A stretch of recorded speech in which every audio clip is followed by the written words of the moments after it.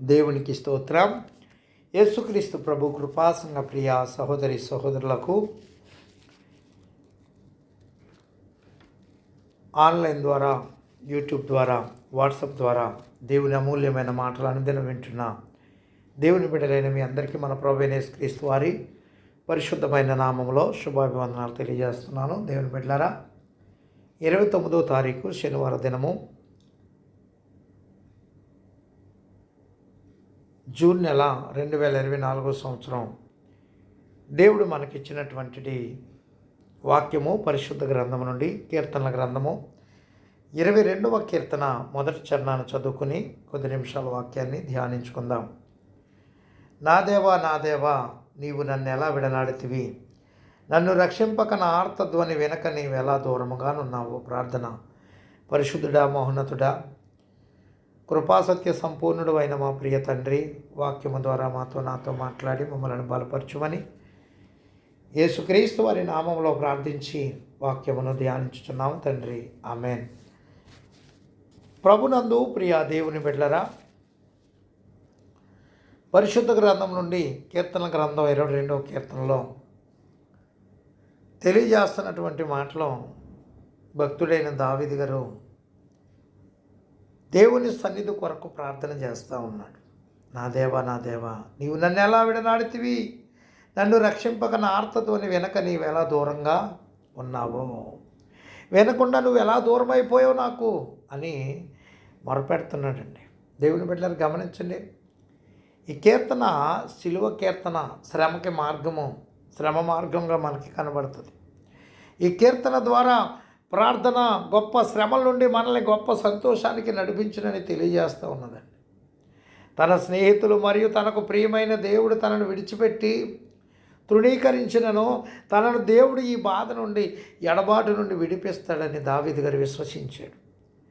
దేవుడు సర్వలోకమును పాలించు భవిష్యత్తు కొరకు దావీదు గారు ఎదురు చూస్తూ ఉన్నాడు. ఈ కీర్తన ప్రవచనాత్మకమైందండి. ఇది యేసు స్వామి శిలువ మరణ పునరుత్థానాల్ని సూచిస్తూ ఉందండి. కొన్ని వందల సంవత్సరాల తర్వాత రానయ్యున్న మెస్సయ్య పొందబోవు గొప్ప శ్రమల గురించి దావీదు గారు ప్రవచనాత్మకంగా తెలియజేశాడు.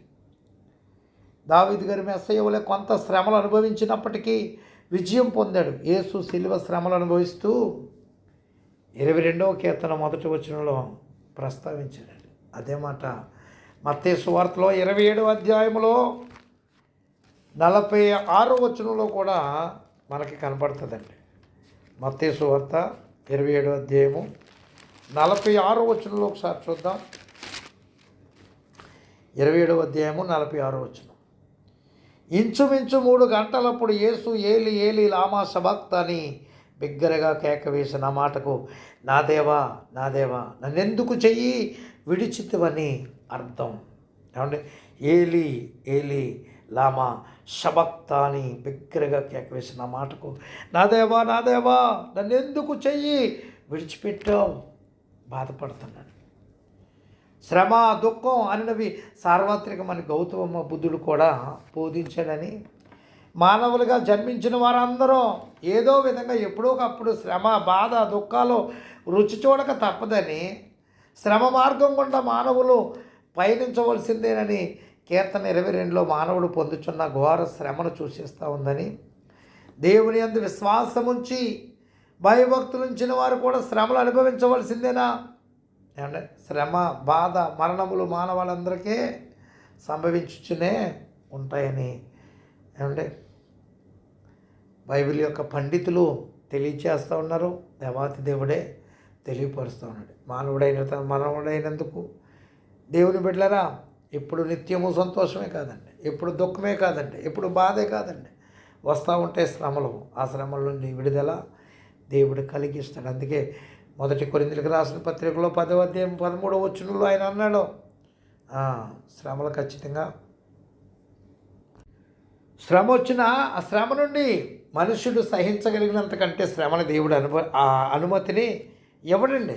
యోబు గారికి శ్రమల అనుమతి ఇచ్చాడంటే ఆయన అంతటి గొప్ప వ్యక్తి. అన్ని శ్రమలు వచ్చినా తట్టుకోగలిగిన సమర్థుడు గనకనే ఆయనకి ఆ శ్రమనే ఇచ్చాడు. అంతేకాదు ఆ శ్రమల నుంచి విడుదల కూడా కలిగించాడు.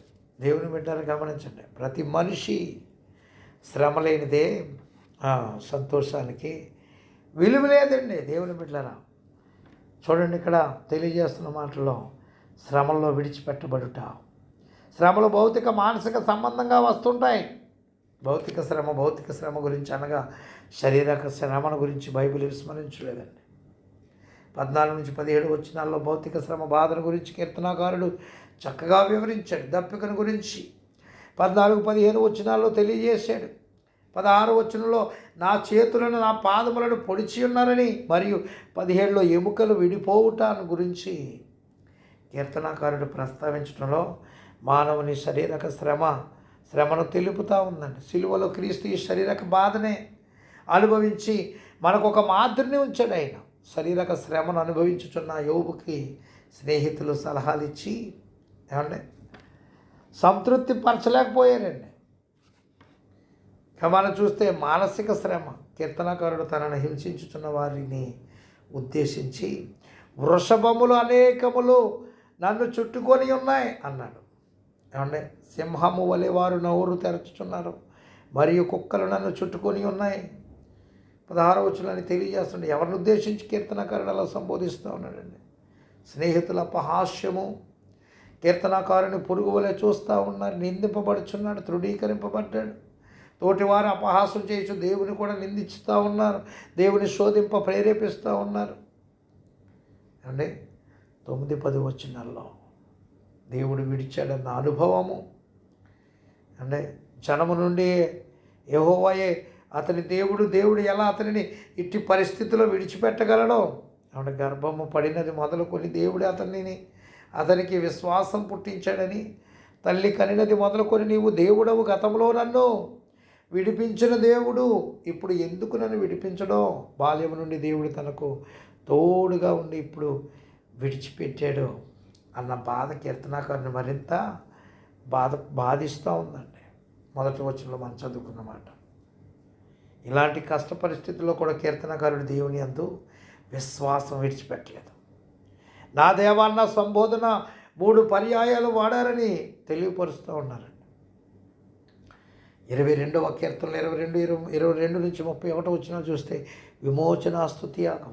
ఈ కీర్తన మొదటి భాగం ఒక ఆక్రందన అయితే, రెండవ భాగం ఒక స్తుతి గీతం. కీర్తనాకారునికి లభించిన విమోచన ఏమిటి, ఇక్కడ విమోచన ఎలా, ఎందుకు, ఏది అనే ప్రశ్నకి జవాబులు చెప్పలేం. విమోచన అన్నది శ్రమ, రోగం, బాధ నుండి వెంటనే విడుదల పొందటం మాత్రమే కాదు, శ్రమల్లో, సమస్యల్లో, బాధ, వ్యాధుల్లో దేవుడు తనకు తోడుగా ఉన్నాడని గ్రహించినప్పుడు బాధలో సహితం దేవుని స్తుతించకుండా ఉండలేమండి.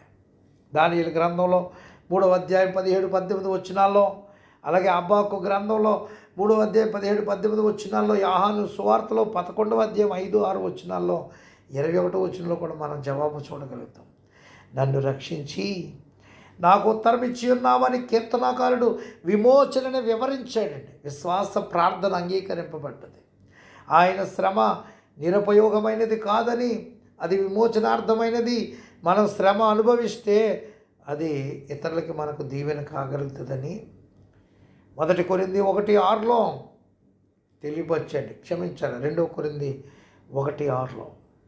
ఏమంటే శ్రమ నుండి దైవస్తుతి వస్తుందండి. దైవనామం ప్రచురపరచబడుతుంది. సమాజం మధ్యలో దేవుని స్తుతించే అవకాశము లభిస్తుంది. శ్రమ నుండి సాక్ష్యం వస్తుందండి. శ్రమ నుండి విడుదల లభించిన తర్వాత అది దేవుని గురించిన గొప్ప సాక్ష్యం తెలియజేయటానికి, తద్వారా సమాజ వ్యక్తిగత విశ్వాసం బలపడటానికి సహాయపడుతుంది. శ్రమ నుండి ధైర్యం, సంతోషం లభిస్తుంది. 22వ కీర్తన 26లో దీనులు ఏమంటే పేదవారు భోజనం చేసిన తృప్తి పొందుదురని, శ్రమ నుండి లభించిన ధైర్యం, సంతోషం అని సంతృప్తిపరిచి వారు పొందిన విమోచనను విజయముగా భావించి స్తుతించి ఆనందిస్తారని తెలియజేస్తున్నాడు. 27లో మనం ఇంకా ముందుకి వెళ్ళినట్లయితే దేవుని బిడ్డలారా, ఏమంటే శ్రమ విమోచన అనుభవంలో కూడింది ఇతను దైవ సంగతికి నడిపిస్తుందని దేవాతి దేవుడు తెలియజేస్తూ ఉన్నాడు. దేవుని బిడ్డలారా, ఏదేమైనప్పటికీ ఆయన ఎన్ని శ్రమల ఇబ్బందులు వచ్చినప్పటికీ, ఆయన విడిచిపెట్టినప్పుడు స్థితిలో ఉన్నప్పటికీ, కానీ ఆయన దేవుడు నన్ను విడిచిపెట్టావు ఎందుకని ఆయన చింతించిన, ఆయన హత్తుకుని ఉండకుండా ఉండలేదండి. దేవుని బిడ్డలారా, ఆయన హత్తుకుని ఉన్నప్పుడు దేవాతి దేవుడే నిన్ను నన్ను అద్భుతమైన రీతిలో ఆయన తీర్చగలిగిన వాడని ప్రభునామంలో తెలియజేస్తే మాటలని ముగిస్తాను. దేవుడి కొద్ది మాటలు మన వెనుకడిలో దీవించను గాక.